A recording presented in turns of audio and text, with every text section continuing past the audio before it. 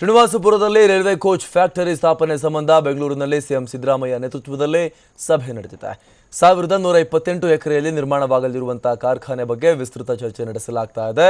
ಮುಖ್ಯಮಂತ್ರಿ ಗೃಹ ಕಚೇರಿ ಕೃಷ್ಣದಲ್ಲಿ ನಡೀತಾ ಇರುವಂತಹ ಸಭೆಯಲ್ಲಿ ಸಚಿವ ರಮೇಶ್ ಕುಮಾರ್, ಸಂಸದ ಕೆಎಚ್ ಮುನಿಯಪ್ಪ, ಸಿಎಸ್ ಸುಭಾಷ್ ಚಂದ್ರ ಕುಂಟಿಯಾ ಅಂದರೆ ಮುಖ್ಯ ಕಾರ್ಯದರ್ಶಿ ಸುಭಾಷ್ ಚಂದ್ರ ಕುಂಟಿಯಾ, ರೈಲ್ವೆ ಅಧಿಕಾರಿಗಳು, ಕೋಲಾರ ಭಾಗದ ಜನಪ್ರತಿನಿಧಿಗಳು ಸೇರಿ ಇತರರು ಭಾಗಿಯಾಗಿದ್ದರು. ಬಳಿಕ ಮಾತನಾಡಿದ ಕೋಲಾರ ಸಚಿವ ರಮೇಶ್ ಕುಮಾರ್, ಕೋಲಾರದ ಶ್ರೀನಿವಾಸಪುರದಲ್ಲಿ ರೈಲ್ವೆ ಕೋಚ್ ಫ್ಯಾಕ್ಟರಿ ಸ್ಥಾಪನೆಗೆ ಇನ್ನು 2.5 ತಿಂಗಳಲ್ಲಿ ಫ್ಯಾಕ್ಟರಿಗೆ ಜಾಗವನ್ನು ಹಸ್ತಾಂತರ ಮಾಡಲಾಗ್ತಾ ಇದೆ.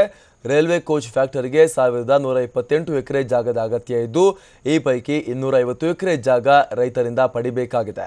1460 ಕೋಟಿ ರೂಪಾಯಿ ವೆಚ್ಚದಲ್ಲಿ ರೈಲ್ವೆ ಕೋಚ್ ಕಾರ್ಖಾನೆ ಸ್ಥಾಪನೆ ಮಾಡಲಾಗುತ್ತೆ ಅಂತ ಅವರು ಹೇಳಿದ್ದಾರೆ. ಕೋಲಾರ ಜಿಲ್ಲೆ ಶ್ರೀನಿವಾಸಪುರ ತಾಲೂಕು ವ್ಯಾಪ್ತಿಯಲ್ಲಿ ಮಾನ್ಯ ಸಂಸದರಾಗ ಕೇಂದ್ರ ಸಂಪುಟದ ಸಚಿವರಾಗಿದ್ದರು.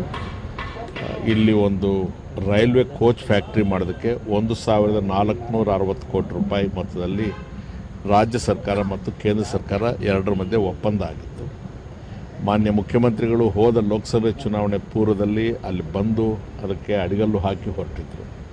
ಸೊ ಭೂಮಿ ಸ್ವಾಧೀನಪಡಿಸ್ಕೊಳ್ಬೇಕಾಗುತ್ತೆ. ರೈಲ್ವೆ ಇಲಾಖೆಯವರ ಅಂದಾಜು ಪ್ರಕಾರ ಆ ಫ್ಯಾಕ್ಟ್ರಿ ಕಟ್ಟಲಿಕ್ಕೆ 1128 ಎಕರೆ ಜಾಗ ಬೇಕಾಗುತ್ತೆ. ಅದರಲ್ಲಿ ನಾವೀಗೆಲ್ಲ ಪ್ರಾಥಮಿಕವಾದಂಥ ತನಿಖೆ ಎಲ್ಲ ಮಾಡಿ ರೈತರಿಗೂ ತೊಂದರೆ ಆಗಬಾರ್ದು, ಫ್ಯಾಕ್ಟ್ರಿ ಬರಬೇಕು ಅಂತಕ್ಕಂಥ ದೃಷ್ಟಿಯಿಂದ ಸರ್ಕಾರದ ಭೂಮಿ ಏನಿದೆ ಅದು ಸ್ವಲ್ಪ ಹೆಚ್ಚು ಕಡಿಮೆ 550 ಎಕರೆಯಷ್ಟು ಸರ್ಕಾರದ ಭೂಮಿ ಸ್ವಾಧೀನ ಮಾಡ್ಕೊಳ್ತಾ ಇದ್ದೀವಿ. ಉಳಿದ ಭಾಗ ಏನಿದೆ 550-560 ಎಕರೆ ಬೇಕು, ಅದು ರೈತರಿಂದ ಪಡ್ಕೊಳ್ತಾ ಇದ್ದೀವಿ.